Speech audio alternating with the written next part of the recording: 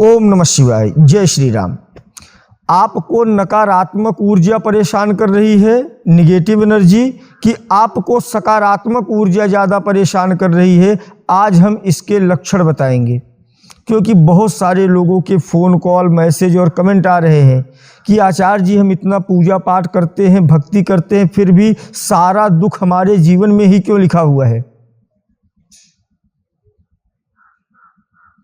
और हमने अपने अनुभवों पे ये पाया है कि व्यक्ति को नकारात्मक ऊर्जा से ज़्यादा कष्ट सकारात्मक ऊर्जा देती है।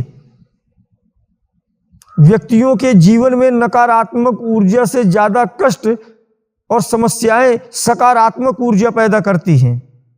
कैसे? वीडियो को पूरा देखिएगा, लक्षण के साथ हम आपको बताएंगे, क्योंकि बहुत सारे दुखी लोग जब किसी ओझा या तांत्रिक के पास जाते हैं तो नकारात्मक ऊर्जा बता के, तंत्र क्रिया प्रक्रिया करा के, झाड़ फूक करवा के वो लोग वापस आ जाते हैं और बाद में उन्हें लाभ भी प्राप्त नहीं होता, क्योंकि उन्हें दंडित तो सकारात्मक ऊर्जा कर रही है। और जब तक आप नकारात्मक ऊर्जा या सकारात्मक ऊर्जा को जानोगे नहीं, इनके लक्षण को नहीं जानोगे, तब तक आप ये नहीं समझ पाओगे कि आपको कष्ट सकारात्मक ऊर्जा दे रही है कि नकारात्मक ऊर्जा दे रही है। और जब तक आप कारण ही नहीं जान पाओगे, तब तक आप उसका निवारण ही नहीं कर पाओगे। तो आइए सबसे पहले जानते हैं नकारात्मक ऊर्जा किसे कहते हैं, और यदि ये ऊर्जा घर में है तो इसके लक्षण क्या है।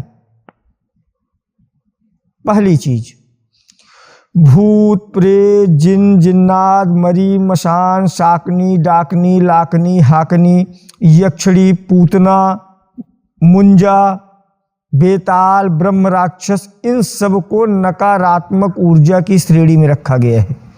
यदि ये आपके घर में रहेंगे तो आपके घर की स्थितियां कैसी होंगी हम आपको बता रहे हैं। व्यक्तियों के शरीर के चेहरे के चमक गायब हो जाएंगे, शरीर खुश्क रहने लगेगा, घर में सीलन रहने लगेगी, परिवार के सदस्य या तो क्रोध तमस में ज़्यादा तेज से बोलेंगे या तो बहुत धीरे बोलेंगे। परिवार का कोई न कोई सदस्य नशे की तरफ चला जाएगा, शराब और गांजा पीना शुरू कर देगा। जिस घर में नकारात्मक ऊर्जा रहती है उस घर के पुरुष या स्त्री या बच्चियां जो भी हैं, उनके कपड़ों में काले या नीले कपड़े ज़्यादा रहने लगेंगे। परिवार में कोई एक सदस्य इस तरीके से बीमार होगा जैसे लगेगा उसके शरीर का खून कम हो रहा है, दिन ब दिन दुबला होते जा रहा है। नकारात्मक शक्तियां जब भी आपके घर में होंगी तो एक अमावस्या से लेकर दूसरे अमावस्या के बीच में घर के किसी न किसी सदस्य को चोट लगेगा, खून निकलेगा। शिक्षा में रुचि कम होगी, आप लोग किताबों से नफरत करने लगोगे और फालतू की चीज़ें ज़्यादा देखने लगोगे। ये है नकारात्मक ऊर्जा के घर में रहने के लक्षण। और ये हानि सिर्फ क्रोध की वजह से कराती है, क्योंकि नकारात्मक ऊर्जा के अंदर तमस गुण होता है प्रबल रूप से। इसलिए जहां नुकसान भी ये कराएंगे वहां या तो वाणी से रिश्ता खराब करेंगे या तो आपसे ऐसा कुछ बुलवा देंगे कि जहां पे आपके व्यापार में हानि हो जाएगी। इतना ही काम है नकारात्मक ऊर्जा का आपके जीवन में प्रभाव। अब हम आपको बताते हैं सकारात्मक ऊर्जा कौन है। आपके पितृ, आपके कुलदेवी देवता, आपके इष्ट हनुमान, भैरव, काली, तारा, छिन्नमस्तिका, धूमावती, माता दुर्गा, भैरव महाराज, कहीं कहीं पे गांव में या शहर में ब्रह्मदेव, बाबा, पीर, इन सब को सकारात्मक ऊर्जा की श्रेणी में रखा गया है। और यदि ये आपको दंड दे रहे हैं तो इसका लक्षण क्या होगा आपके घर में। यदि आपको सकारात्मक ऊर्जा दंड दे रहा है तो पहली चीज, आपके घर में खाने में स्वाद नहीं आएगा, देवी अन्नपूर्णा का प्रभाव कम हो जाएगा, रसोई में कुछ न कुछ कम हमेशा रहेगा। रसोई के चीज मांगने की आदत पड़ जाएगी आपको, पहला लक्षण। दूसरा लक्षण, जब देव तत्व ही, सकारात्मक ऊर्जा ही नाराज है तो मंदिर के अंदर रखी हुई चीजें गिरने लगेगी, या तो नारियल चुनरी जो भी आप लेके आओगे देवी देवता के लिए कपड़ा, उसमें कहीं न कहीं दाग लग जाएगा, जल जाएगा, धूप बत्ती गिर जाएगा, दीपक गिर जाएगा, कोई न कोई लक्षण आपको आ जाएगा कि आपके घर सकारात्मक ऊर्जा नाराज है। तीसरा लक्षण, घर में पैसे की, लक्ष्मी की कमी रहेगी, क्योंकि सकारात्मक ऊर्जा भी लक्ष्मी ही है। सकारात्मक ऊर्जा नाराज होगी तो घर में लक्ष्मी की कमी होने लगेगी, नौकरी और व्यापार में वृद्धि ही नहीं हो पाएगी। सब आपके साथ के लोग आगे बढ़ रहे हैं, लेकिन आपको जो पुशअप करने का, बूस्टअप करने का जो सकारात्मक ऊर्जा है वो आपके पीछे से अपना हाथ खींच लिया है। घर में मांगलिक कार्य नहीं होंगे। सकारात्मक ऊर्जा जब रुष्ट होगी तो मांगलिक कार्य अगर हो भी रहे तो उस समय घर की कोई न कोई महिलाओं को पीरियड्स या मासिक समस्या आ जाएगी। विवाह शादी में विलंब होने लगेगा, संतान होने में दिक्कतें पैदा होने लगेगी, और सकारात्मक ऊर्जा प्रबल रूप से अगर रुष्ट है तो आपके वंश को ही खत्म कर देगा। सकारात्मक ऊर्जा जब रुष्ट होती है तो आपको अकर्ता बनाती है। नकारात्मक ऊर्जा जब रुष्ट होती है या नकारात्मक ऊर्जा आपको प्रभाव दे रही है तो आप आलसी और नशे की तरफ जाते हो, आपके अंदर नकारात्मकता के वृत्ति आते हैं। लेकिन सकारात्मक ऊर्जा जब आपको दंड देती है तो आप भगताई में चले जाते हो। पहले पता चलता था कि अच्छा खासा आप काम कर रहे थे, फिर पता चलता है कि आप शंका, किसी ने कुछ कर दिया है, नकारात्मक ऊर्जा हो गया है, इस शंका के मारे आप पूजा पाठ शुरू कर दिए, जो नौकरी व्यापार था उसे भी आप खत्म करके बैठ गए। सकारात्मक ऊर्जा आपको सकारात्मकता के साथ मारती है और ये लंबे समय तक कष्ट देती है। आपके जीवन में सबसे बड़ा कोई दोष बनता है तो पितृदोष बनता है, कुल देवी देवता का दोष बनता है, इष्ट दोष बनता है। ये सकारात्मक ऊर्जा है आपके लिए। और सकारात्मक ऊर्जा आपको सिर्फ आपके गलतियों का ही दंड नहीं देता है। मान लीजिए जैसे कोई तांत्रिक है, अघोरी है, और कोई ओझा है, गुनिया है, कोई भगत है, वो लोग तो देवी काली, भैरव, भगवान शिव की सकारात्मक चीजों की ही तो पूजा किए हैं। वो देवी दुर्गा, बंगलामुखी, छिन्नमस्तिका, इन्हीं लोगों की तो पूजा करते हैं। हनुमान जी महाराज, ब्रह्म महाराज, पीर पैगंबर, ऐसे ही तो पूजा करते हैं।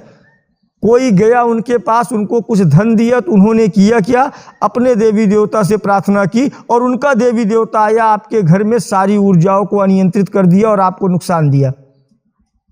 क्योंकि तंत्र मंत्र, भूत प्रेत सीधा आपके घर में नहीं घुस सकते हैं।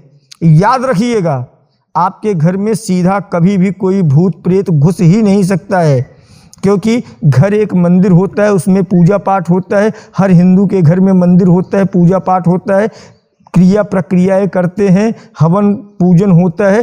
परंतु ये घुसते कैसे हैं? किसी न किसी का शह पाके, किसी न किसी देवी देवता का शह पाके, या आपके कुल देवी देवता का शह पाके, या तो आपके पितरों का सहयोग प्राप्त करके तभी घुसते हैं आपके घर में। देवी देवता रुष्ट कैसे होते हैं? यदि देवी देवता आपसे रुष्ट हो रहे हैं सीधा, तो समझ लीजिए मांगलिक कार्य में विलंब होगा या तो संतान हानि होगी, समाज में अपयश का शिकार होगी। और ये रुष्ट कैसे होते हैं? आपके घर की सकारात्मक ऊर्जा, कुल देवी देवता, पितृष्ट, दूसरे समाज में विवाह करने से, अवैध संबंध बनाने से, गर्भपात करवाने से और पूर्वजों का, धर्म का अपमान करने से आपके घर की सकारात्मक ऊर्जा नष्ट होती है, रुष्ट होती है और आपको दंड देती है। और सबसे बड़ा दंड देती है गर्भपात कराने से। चाहे आप अपनी पत्नी का करवाइए, चाहे आप अवैध संबंध बनवा के किसी दूसरे कन्या का करवाइए, यहीं से आपके जीवन का पतन शुरू होता है। सकारात्मक ऊर्जा पहला रुष्ट इस तरीके से होती है। और दूसरा रुष्ट होता है कोई साधक, भगत, ओझा, तांत्रिक अपनी सकारात्मक ऊर्जा को अपनी तपस्या के बल पे आदेश देता है और वो सकारात्मक ऊर्जा आपके घर की ऊर्जाओं को अनियंत्रित कर देती है। तो आपके जीवन में जितनी शुभता आपको मिलनी चाहिए वो सब सकारात्मक ऊर्जा से मिलने वाली है। और सकारात्मक ऊर्जा गड़बड़ है तभी तो नहीं मिल रही है। नकारात्मक और सकारात्मक तो जीवन के दो पहलू हैं। शिव भी सकारात्मकता में सत्यम शिवम सुंदरम है, कर्पूर गौरम है, और नकारात्मकता में विकराल काल है। तो सकारात्मकता नकारात्मकता दोनों ऊर्जाएं रहेंगी, रहती है, सदैव है, क्योंकि ऊर्जा नष्ट नहीं हो सकता। सफल व्यक्ति वो है जो दोनों ऊर्जाओं को अपने नियंत्रण में लेके अपने अनुसार काबू में करके चले। कैसे? एक सिद्ध, एक भगत, एक बेताल से, एक प्रेत से, एक डायन से भी अच्छे कर्म करके दूसरे का भला करवा देते हैं। भूत प्रेत हटा देने का या कुछ साफ सफाई करवा देने का बहुत सारे ओझाई विद्या में ऐसे हैं कि जहाँ पे भूत प्रेतों और ब्रह्म राक्षस से भी अच्छे काम लिए जाते हैं। नकारात्मक ऊर्जा का भी सकारात्मकता के साथ उपयोग आप कर सकते हो, लेकिन यही ओझा तांत्रिक हैं जो सकारात्मक ऊर्जा का भी नकारात्मकता में उपयोग या प्रयोग कर सकते हैं, क्योंकि ये एक क्रिया है, इंद्रजाल है। इसे फेंकने के बाद, मंत्र चलाने के बाद सकारात्मक हो या नकारात्मक हो, ऊर्जा विवश हो जाती है काम करने के लिए। तो आप समझ गए, सकारात्मक ऊर्जा जब आपसे स्वयं से रुष्ट है तो उसके 3 कारण 4 कारण हो सकते हैं। पूर्वजों की पद प्रतिष्ठा को धूमिल किए हो, ऐसा कोई काम किए हो, चाहे आप अवैध संबंध बनाए हो, बलात्कार किए हो, चोरी किए हो, गर्भपात किसी का करवाए हो, या अपनी पत्नी का ही करवाए हो, या गैर जो है समाज से विवाह करके लाए हो, ऐसा कोई कार्य जहाँ पे आपके पितरों पूर्वजों को, आपके कुल देवी देवता को धक्का लगे और ये कहे कि ये तो हमारे कुल वंश का है ही नहीं, नाक कटा दिया है इसने, उसके बाद वो रुष्ट होंगे तो आपको नहीं छोड़ेंगे। ये उनकी स्वतः की रुष्टता है। और दूसरा रुष्ट होते हैं जब किसी अन्य के माध्यम से उन्हें छेड़ दिया जाता है, तप के माध्यम से, भोग के माध्यम से, क्रिया के माध्यम से। नकारात्मक ऊर्जा तो ऐसे चली जाती है, कुछ विशेष क्रिया प्रक्रिया किए वो चली गई, हवन पूजन सकारात्मकता किए तो चली गई, लेकिन सकारात्मक ऊर्जा तो नहीं जाती है जल्दी। उसे आप भगा नहीं सकते क्योंकि आपके घर की ऊर्जा है, और उसे आप ठीक नहीं कर सकते क्योंकि आप उसको मनाना नहीं जानते। फिर क्या?